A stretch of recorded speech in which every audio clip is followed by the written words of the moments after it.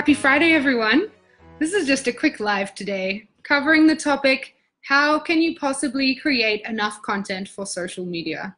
A question I get asked often, a question I think about often.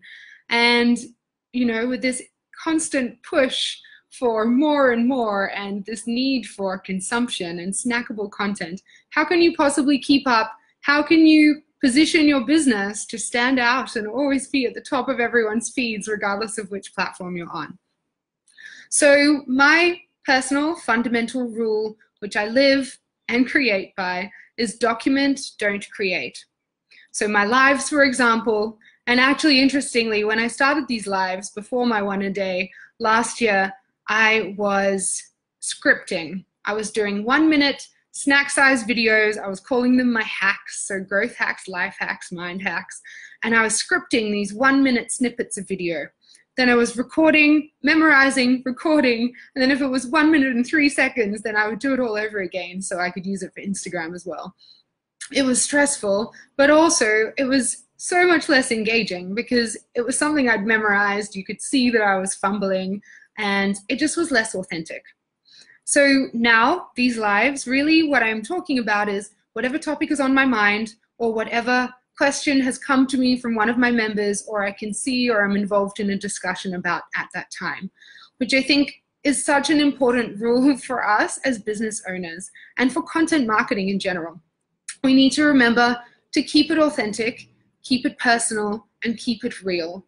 It's not only much easier for us as the creators, but it's much more engaging for our audiences if they feel like they can actually connect to it and like you are just speaking as a real person as opposed to a script that maybe someone has written for you.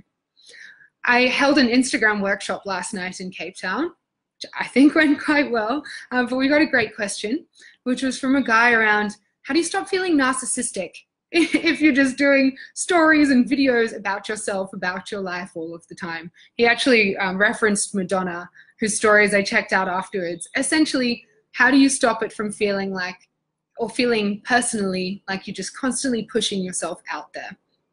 And my answer really, and what I try to do, is just keep it authentic.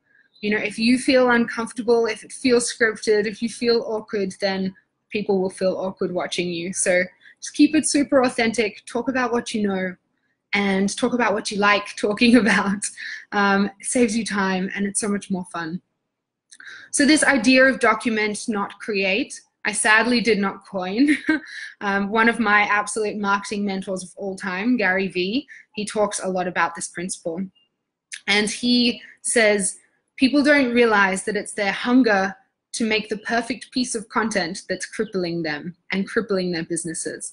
So I think that perfection is often a shield that we hide behind, and it's just really halting our progress. It's really fear of failure under the guise of perfectionism.